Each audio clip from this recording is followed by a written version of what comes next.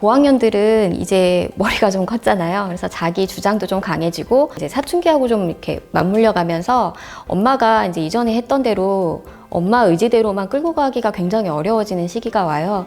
그래서 사춘기 이전에 이제 초등학교 고학년 그때까지는 이제 저학년과 달리 아이의 의견을 많이 수용을 해줘야 돼요. 그래서 이제 책을 선택한다거나 뭐 DVD를 선택할 때, 그리고 이제 학습을 시작할 때도 엄마가 일방적으로 뭐 이거 읽어 이거 봐가 아니라 아이하고 같이 대화하면서 어떤 걸 할지 결정하는 데 참여시키고, 아이가 하고 싶어 하는 거 위주로 이제 엄마가 좀 따라가주는 쪽으로 이게 방향이 좀 바뀌어야 될 것 같아요. 그래서 결과적으로는 우리가 엄마 포용하라고 말을 하지만 이제 자기주도형 아이로 자랄 수 있도록 그렇게 도와줘야 할 것 같습니다.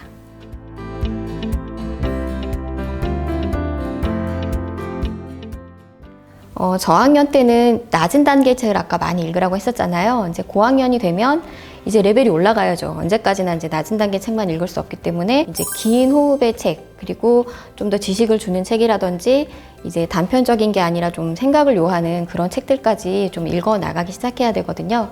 그래서 이제 고학년이 되면 아무래도 이제 배경 지식이 많아지잖아요. 한글로도 이제 배경 지식이 많아지고, 그래서 좀 레벨이 올라갈 수 있게 책의 단계를 높여주는 게 필요하고요. 그리고 아무래도 우리나라에서는 이제 입시를 무시를 할 수가 없어요. 그래서 중학교에 가면 당장 이제 문법이 시작이 되죠.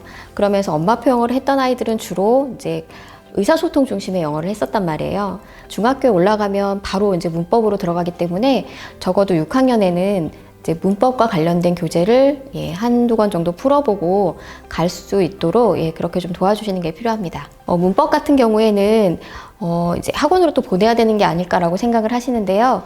책의 레벨이 올라가서 이제 챕터북 읽고 이제 뉴베리 정도 청소년 소설이거든요. 그 정도까지 올라가면 인터넷 강의를 통해서도 충분히 문법 설명을 들을 수가 있어요. 그래서 뭐 EBS라든지 아니면 다른 인터넷 강의를 통해서 문법 강의를 듣고 그리고 교재를 사다가 자기 스스로 풀어볼 수도 있고요.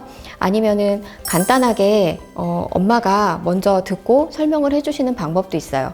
근데 영어책을 많이 읽었던 아이들, 그리고 영어 이제 그 음원을 많이 들었던 아이들은 그런 설명을 했을 때 알아듣기가 훨씬 쉽거든요.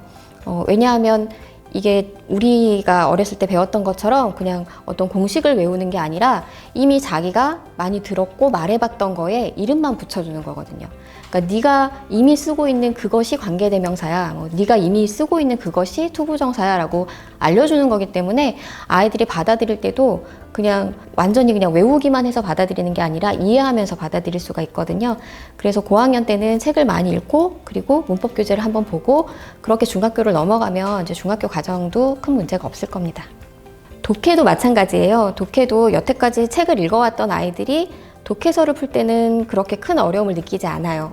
책이 이미 너무나 긴 호흡으로 된 책을 읽었었잖아요. 예를 들어서 뭐 150페이지 정도 되는 책을 읽었었는데, 이런 아이들이 이제 독해 교재에 나오는 그 짧은 지문을 읽으면 굉장히 쉽다라고 느껴지거든요.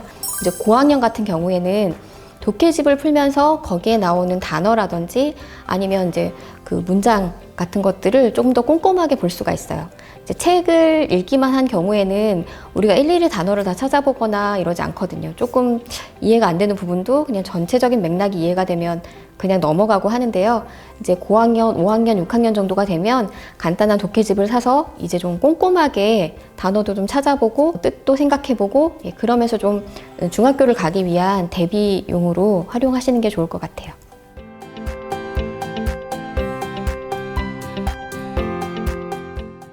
고학년이 되면 이제 엄마들이 마음이 되게 급해져요. 이제 중학생이 될 텐데 라는 생각이 들어서 어떻게 해서든 학습으로 이제 끌고 가려는 마음이 있거든요. 이제 그러다 보니까 책 읽기를 좀 등한시한다거나 DVD 보는 거를 이제는 하지 말아라. 공부해야 되니까. 이런 식으로 이제 듣기를 좀 놓아버리는 경우가 많거든요.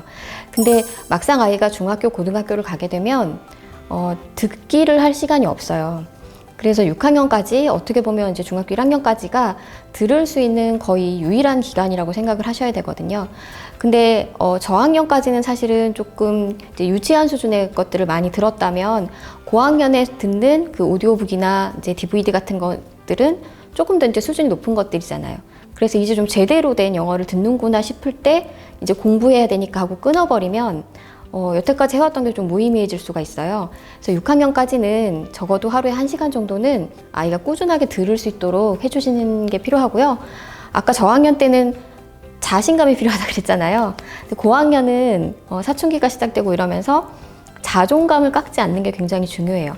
그래서 부모하고 대화하면서도 아이의 자존감을 지켜줄 수 있도록 해주시는 게 필요해요. 근데 이제 다른 학원 다니는 아이들 또는 성적이 우수한 아이들과 비교해서 아이가 마음의 상처를 많이 입을 수 있거든요. 그래서 남과 비교하지 않고 아이의 고유성을 인정해주고 아이의 개성을 인정해주면서 이제 아이가 스스로 자기 길을 찾아갈 수 있도록 영어에 있어서도 자존감을 잃지 않도록 네가 하고 있는 모습이 멋있다라고 얘기해주는 그런 게 필요할 것 같습니다.